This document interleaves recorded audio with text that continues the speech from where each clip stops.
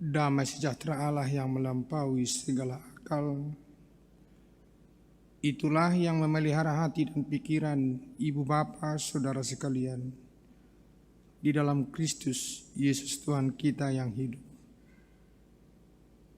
Amin. Jemaat yang dikasihi Tuhan, di minggu keempat setelah Trinitatis hari ini, firman Tuhan menyapa kita tertulis dalam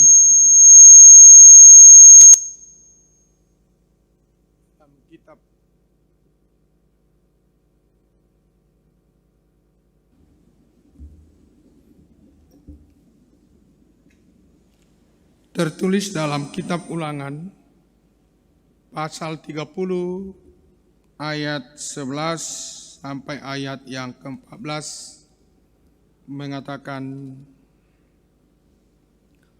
sebab perintah ini yang kusampaikan kepadamu pada hari ini tidaklah terlalu sukar bagimu dan tidak pula terlalu jauh, tidak di langit tempatnya, sehingga engkau berkata, siapakah yang akan naik ke langit untuk mengambilnya bagi kita dan memperdengarkannya kepada kita, supaya kita melakukannya. Juga tidak di seberang laut tempatnya, sehingga engkau berkata, siapakah yang akan menyeberang ke seberang laut untuk mengambilnya bagi kita dan memperdengarkannya kepada kita, supaya kita melakukannya. Tetapi firman ini sangat dekat kepadamu, yakni di dalam mulutmu dan di dalam hatimu untuk dilakukan. Demikian pembacaan firman Tuhan. Ibu bapak saudara yang dikasihi Tuhan Yesus Kristus, untuk apa firman itu harus diberitakan atau dilakukan? Sesuai dengan topik minggu ini, memberitakan dan melakukan firman Tuhan. Satu kata kunci yang pasti untuk menata kehidupan bumi dan keadaan manusia semakin baik. Karena kita tahu dengan firman Tuhan sendiri mencipta jagat raya, bumi dan segala isinya. Dengan firman Tuhan menjadikan tumbuh-tumbuhan, hewan. Bahkan dengan firman-Nya juga Tuhan memberikan kehidupan bagi manusia setelah dibentuk di tempat dari debu tanah. Maka Tuhan menghembuskan napas sehingga manusia itu sendiri menjadi hidup. Dengan firman-Nya Tuhan memerintahkan para hamba-Nya untuk memberitakan tahun keselamatan dari Tuhan. Dengan firman-Nya Tuhan sendiri juga memberikan atau memberitahukan bahwa umat-Nya telah berbuat dosa dan layak dihukum. Dan paling mulia, dengan firman Tuhan sendiri menjadi manusia di dalam Yesus, menyelamatkan manusia. Pada mulanya adalah firman, firman itu menjadi daging dan diam bersama-sama dengan kita. Dan firman itu adalah Allah.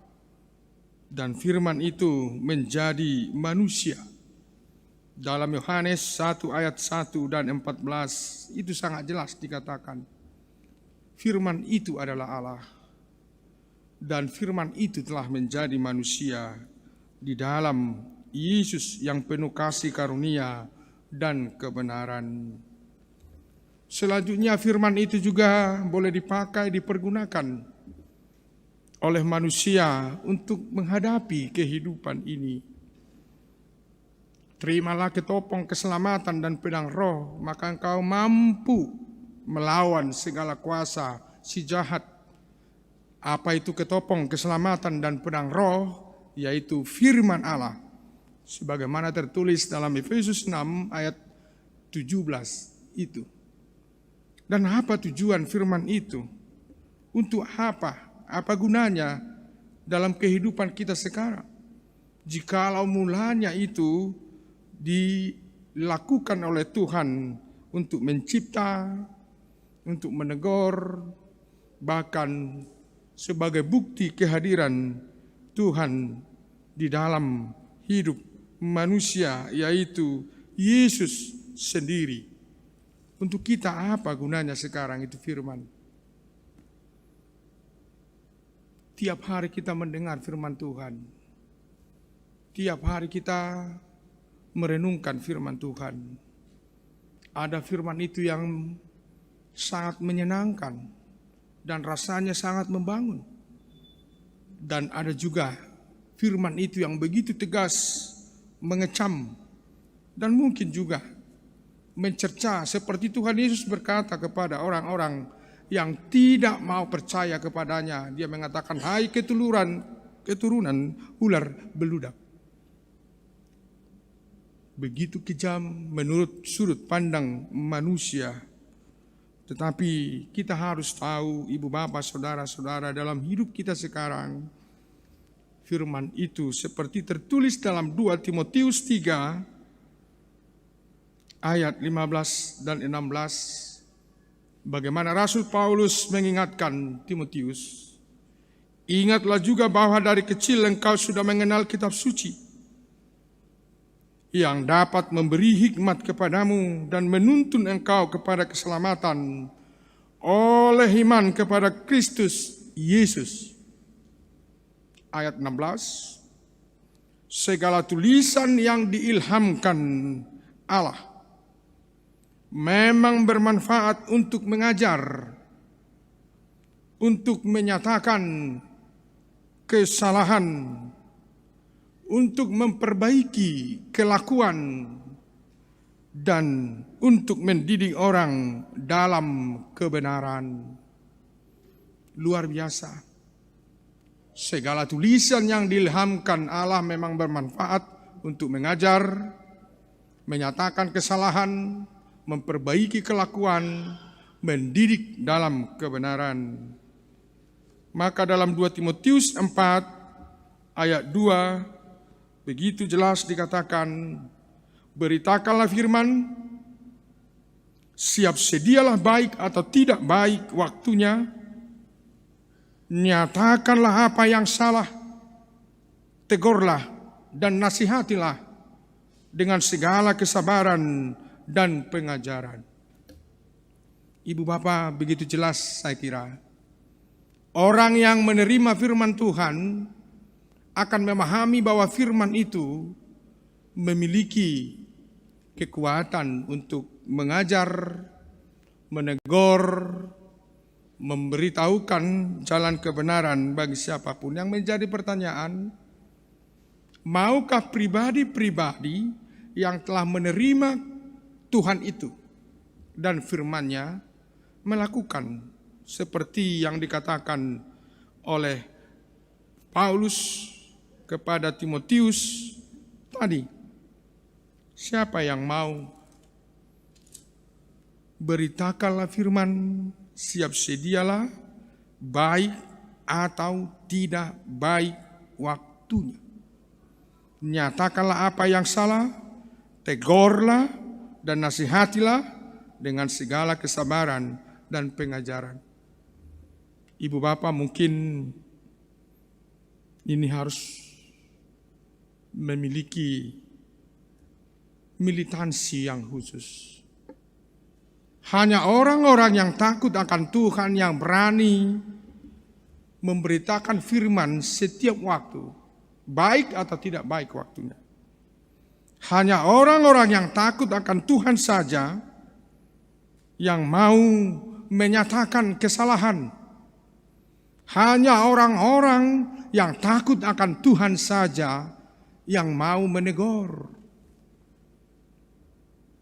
Hanya orang-orang yang takut saja yang mau menasehati siapa yang salah. Dan orang-orang yang takut akan Tuhan saja yang penuh kesabaran dan pengajaran membawakan firman Tuhan. Itu indikatornya. Takut akan Tuhan, pasti berani menegakkan kebenaran. Pasti. Ada pernah saya mendengar ungkapan begini, jangan katakan apa yang benar, tapi lakukanlah yang baik. Sepintas memang untuk pertemanan dengan sesama itu sangat bagus. Kita tidak menegur, kita seperti mendiamkan, tapi kita tetap berbuat baik. Tapi saudara-saudara, itu hanya ilmu selamat sementara dan tidak akan membangun dan memperbaiki kehidupan. Kita sudah melihat ada yang kurang, kita punya kesempatan untuk menegur, kita diamkan. Bumi ini akan hancur atau suatu negara akan rusak. Bahkan gereja tidak akan menjadi apa-apa kalau tidak mampu lagi bersuara, suara kenabian, suara Tuhan, suara teguran, dan sekaligus suara pengampunan. Gereja tidak akan memiliki apa-apa jikalau dia hanya berdiam diri ketika melihat di dalam dirinya, mungkin di dalam persekutuannya, ada hal yang perlu dibenahi, dan bahkan perlu ditegur, justru didiamkan. Hanya untuk ilmu selamat. Betul. Saya akan selamat, tidak akan dibenci oleh siapapun. Tapi hidup dari saudara-saudara saya yang melakukan kesalahan akan semakin terpuruk. Tuhan mengatakan bagi setiap pelayannya, baik dalam perjanjian lama maupun perjanjian baru, aku akan menuntut darah dari umatku yang telah berbuat salah di hadapanmu. Ketika engkau melihat mereka salah, engkau tidak memberitahukan itu. Kamu hanya memikirkan dirimu. Maka darahnya akan kuminta pertanggungjawabannya. Jadi tidak main-main tugas para pelayan, para penatua, termasuk para pendeta. Sama seperti tugas orang tua di rumah kita masing-masing. Karena anak-anak itu dititip untuk dididik, ditegur, diberi kasih sayang, diurus dengan baik. Pasti ditanya, bagaimana anak yang kutitipkan samamu? Dulu kamu kan berdoa meminta itu. Ibu bapak, ketika buah dari doa kita atau doa kita telah terjawab, itu artinya Tuhan telah memberkati hidup kita. Jadi Tuhan nanti bertanya, aku sudah memberkatimu, bagaimana itu nak? Itu yang mau diingatkan di dalam nats ini. Ketika umat Tuhan mau memasuki satu babak baru, satu era baru, dari keadaan perjalanan yang cukup panjang dari Mesir menuju Kanaan. Mereka akan memasuki satu wilayah yang mereka belum pernah tempati. Maka Tuhan mengingatkan supaya mereka dapat bertahan hidup. Mereka harus bagaimana? Mereka harus siap sedia mengasihi Tuhan. Dan mereka mempersiapkan diri untuk mengajarkan kasih Tuhan itu. Kasihilah Tuhan Allahmu dengan segenap hatimu, dengan segenap akal budimu. Dengan mengasihi Tuhan, maka mereka akan juga termotivasi melakukan hal-hal baik, hal mengasihi dalam hidup sesama. Sama seperti yang diingatkan ibu bapak, saudara-saudara, bagi orang tua di zaman perjalanan menuju tanah Kanaan, itu juga berlaku bagi kita. Tuhan berfirman mencipta bumi dan segala isinya adalah kasih. Tuhan menegur umatnya adalah kasih. Tuhan memberikan juru selamat bagi manusia itu adalah kasih. Tuhan mengutus Roh Kudus itu adalah kasih. Tuhan memberikan kesempatan bagi kita sebagai orang tua dan anak itu adalah kasih. Sama seperti bagi umat yang dituntunnya pada saat ini. Akhirnya perlu diingat pada saat itu juga, saya kira untuk kita juga ini masih relevan. Dalam Ulangan 6 ayat 5 sampai ayat 7, firman Tuhan mengatakan begini. Kasihilah Tuhan Allahmu dengan segenap hatimu, dan dengan segenap jiwamu, dan dengan segenap kekuatanmu. Apa yang kuperintahkan kepadamu pada hari ini, haruslah engkau perhatikan. Di ayat 7 ini begitu jelas dijelaskan.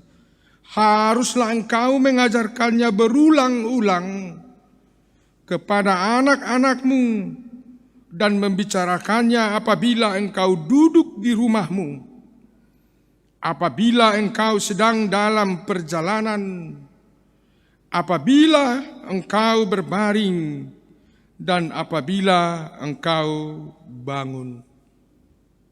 Jadi tidak ada waktu bagi orang tua tidak mengajarkan kasih Allah kepada anak-anaknya. Ini yang perlu selalu diingatkan. Kenapa? Karena Allah itu kasih. Allah itu telah membebaskan, memberikan kehidupan bagi umatnya. Maka dikatakan, sebab perintah ini dalam nats hari ini, yang kusampaikan kepadamu pada hari ini, tidaklah terlalu sukar bagimu dan tidak pula terlalu jauh, tidak di langit tempatnya, juga tidak di seberang laut, tetapi firman ini sangat dekat kepadamu, yakni di dalam mulut dan di dalam hatimu untuk dilakukan. Wah, ini ibu bapak saudara-saudara, tidak jauh. Di dalam mulut dan di dalam hatimu untuk dilakukan. Firman itu tidak jauh. Mungkin kita sering membeli buku tentang firman Tuhan. Dan mungkin juga firman itu ada kita simpan setiap hari dalam alat yang sangat kecil ini. Menjadi pertanyaan, apakah firman yang selalu kita baca dan kita simpan dalam alat ini memang benar-benar sudah ada di dalam hati dan mulut saya? Apa benar-benar sudah ada di dalam hati dan mulut saya?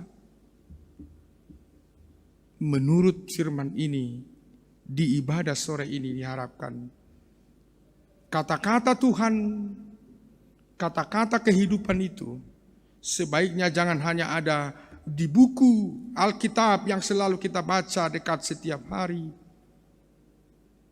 atau di alat teknologi canggih yang kita miliki setiap hari,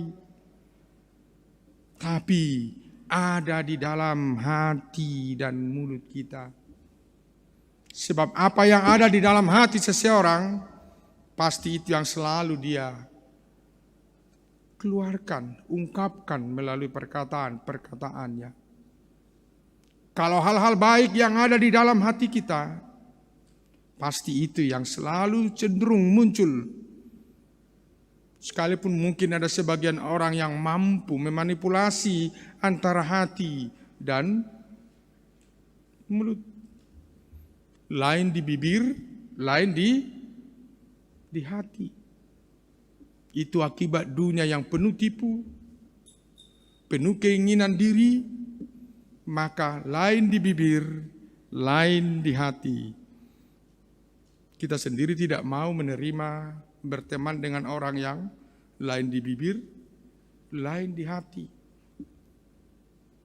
Katakan ya jika ya, tidak jika tidak. Selain dari itu datangnya dari si jahat. Ini yang diingatkan bagi umat dalam perjalanan. Karena yang mereka tempuh, yang mereka akan songsong adalah karya Tuhan yang sangat besar. Yaitu apa? Mereka akan diberikan lahan, tempat hidup. Itu semua dari Tuhan. Mereka akan diberikan keturunan. Itu anugerah Tuhan. Coba kita bayangkan ibu bapak berapa puluh tahun keluar dari Mesir. Terus ke tanah Kanaan. Mereka sekarang sedang dalam perjalanan itu. Dan diperhitungkan orang-orang yang keluar dari Mesir pada mulanya. Ada yang meninggal di tengah jalan. Orang-orang yang baru lahir di Mesir pada saat keluaran, ada yang sudah menjadi tua memasuki tanah Kanaan. Berarti harus ada pemberitahuan tentang kasih Tuhan secara estafet.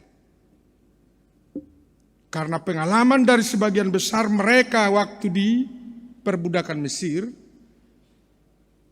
tentu tidak semua pernah mengalaminya. Karena di antara mereka juga ada yang lahir di tengah jalan atau di perjalanan. Dan menjadi dewasa di perjalanan. Sama seperti perjalanan ibu bapa dan kita di bumi ini juga. Perjalanan kita sejak lahir. Dari rumah kita, dari rahim ibu kita. Sampai nanti kita akan kembali ke sorga. Tanah Kanaan yang baru itu bagi kita. Secara iman, maka perlu estafet pengajaran itu bahwa Tuhan ada. Tuhan itu tidak pernah mati. Maka disebut dalam nats ini, firman itu sangat dekat kepadamu, yaitu di dalam mulutmu dan hatimu. Jadi tidak perlu dikatakan siapa yang mengambil bagi kami, karena dia sangat jauh di langit atau di seberang laut, tapi di dalam mulut dan hati. Apa yang mau dikatakan? Karena mulut dan hati kita sejak awal adalah tempat Tuhan. Karena mulut dan hati kita adalah tempat Tuhan memberikan nafasnya. Bahkan memberikan mandat dan kuasanya bagi manusia untuk menata bumi ini. Bahkan melalui mulut manusia diberi kesempatan untuk menguatkan sesama, mengasihi sesama. Tapi jangan salah, setelah kejatuhan manusia ke dalam dosa, manusia itu sering bimbang, ragu. Bahkan mulut manusia itu pernah diperalat oleh si iblis yang sangat jahat itu. Bisa. Maka sebelum nats ini kalau kita buka, apakah umat Tuhan mau memilih hidup atau mati? Apakah umat Tuhan mau menyuarakan kasih Tuhan atau tidak? Mau. Kalau saya sendiri mau hidup. Saya mau menyuarakan itu. Bagaimana dengan ibu, bapak, saudara-saudara? Apakah kita mau hidup? Kalau mau hidup, jawabannya, terimalah firman Tuhan yang telah ada di dalam dirimu itu. Di dalam hatimu itu. Bahkan hidup manusia dikatakan adalah tulisan firman Tuhan yang nyata. Itu tulisan firman Tuhan. Firman hidup yang nyata. Dengan perilaku-perilaku yang kita perbuat. Maka sesuai dengan topik minggu ini, memberitakan dan melakukan firman Tuhan. Tadi saya mendengar warta bahwa gereja kita memberikan perhatian khusus bagi saudara kita yang sedang merayakan Idul Adha. Itu mungkin tidak seberapa. Dalam warta nomor 22 tadi di situ ada, gereja kita telah memberikan hewan kurban 3 ekor kambing kepada saudara kita yang merayakan Idul Adha di sekitar lingkungan gereja. Apa yang mau dikatakan? Gereja perlu memberitahukan bahwa kita tidak hidup sendiri di bumi ini. Ada juga saudara-saudara kita yang berbeda suku, berbeda agama, yang tetap bersama-sama dengan kita. Suka atau tidak, kita bersama-sama semua. Bahkan bukan hanya dengan mereka yang berbeda agama suku, bahkan dengan semua makhluk. Dengan semua makhluk. Jadi pernah ada bertanya sama saya, Abang Pendeta, memang kita boleh memberikan perhatian kepada orang-orang yang berbeda dengan kita? Ini sudah pertanyaan orang dewasa. Hanya satu jawaban singkat yang saya berikan. Coba dulu renungkan, apakah kamu hidup hanya oleh dirimu sendiri? Apa maksudnya?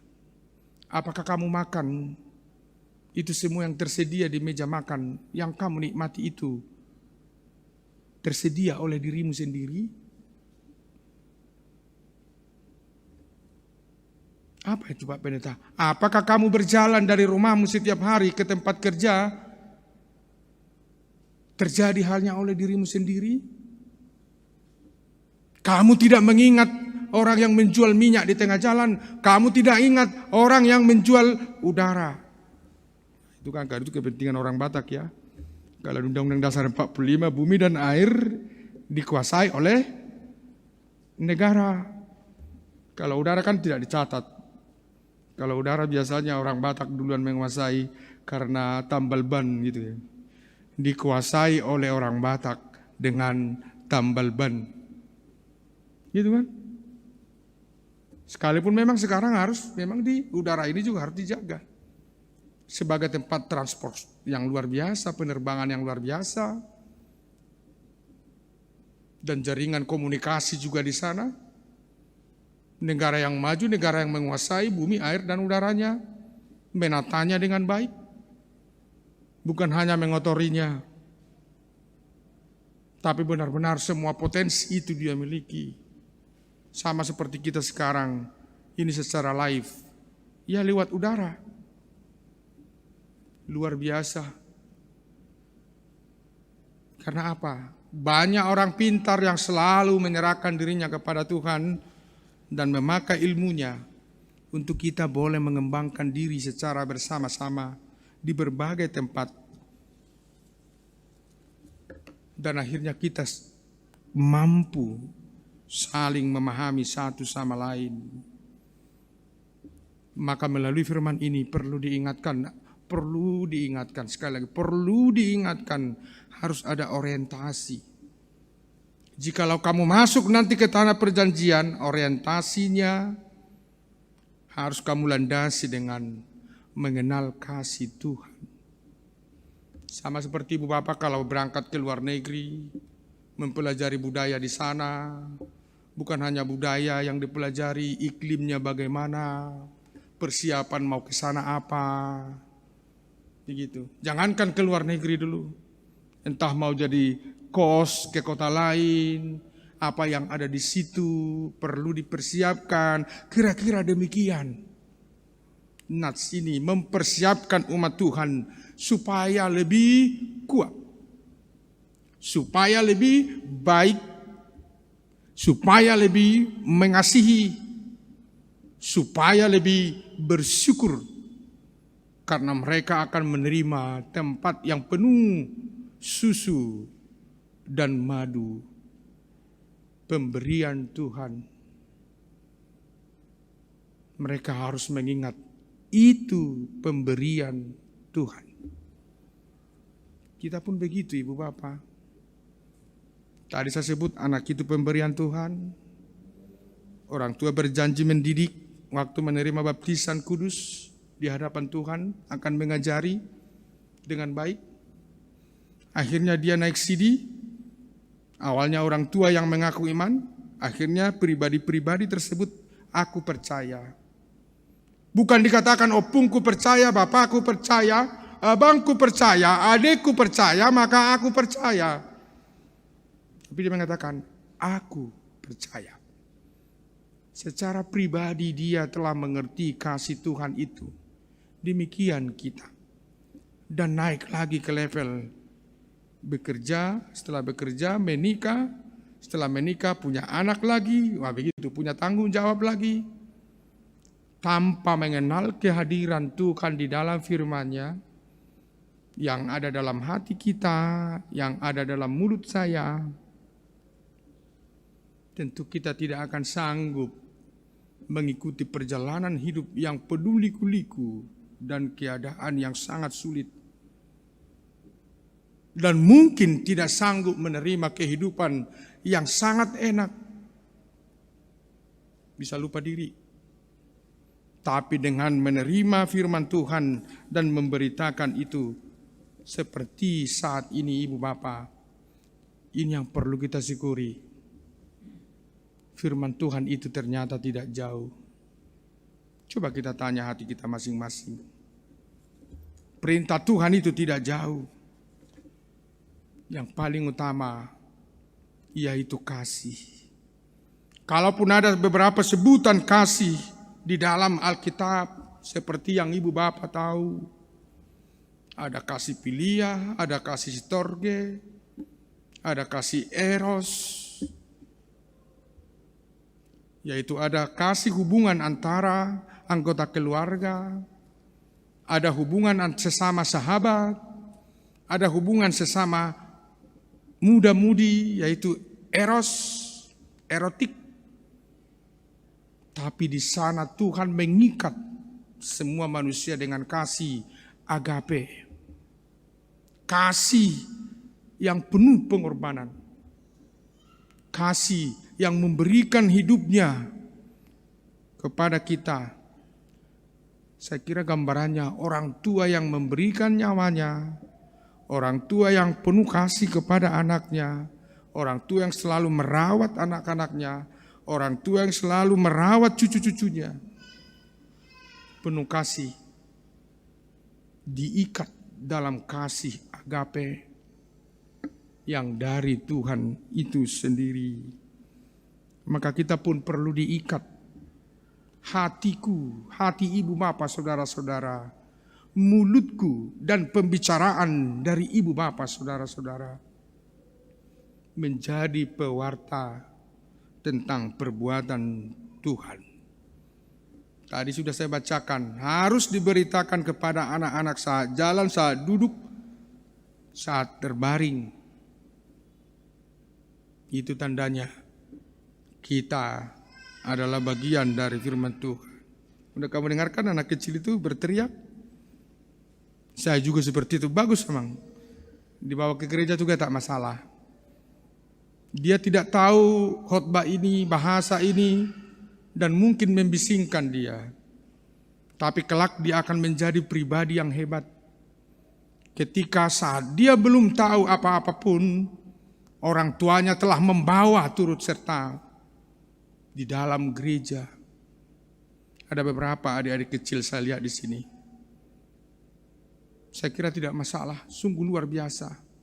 Anak-anak ini akan tahu bahwa orang tua papa mamanya membawa mereka untuk mendengarkan firman Tuhan. Bahkan anak itu sejak dari bayi masih digendong. Tidak masalah. Jangankan sejak bayi, ibu bapak, saudara-saudara. Pendidikan yang kita terima ternyata menurut para ahlinya, bukan menurut saya, harus diawali sejak dari kandungan. Seorang ayah yang baik dan ibu yang terawat saat hamil akan melahirkan pribadi anak-anak yang baik dan tangguh. Tapi seorang anak yang lahir dari rahim ibu yang selalu dijaili, dimarahi, dipukul, mengalami kekerasan dari suaminya, pasti setelah lahir dia akan mengalami kelainan. Pendidikan itu sejak dari kandungan. Makanya kan ibu-ibu hamil kalau dia bernyanyi dipegang begini. Hanya ibu-ibu yang tahu itu. Kalau kami bapak belum tentu tahu itu, merasakan itu. Itu juga anugerah Tuhan buat kaum perempuan. Itu juga perlu diberitakan bagi anak-anak. Coba diceritakan bagi anak-anak kita. Anakku, waktu kamu kecil dulu kamu nendang-nendang loh. Ah, masa gitu, Mak? Emang main bola saya dari dalam katanya. Enggak, Nak. Kamu itu sangat luar biasanya.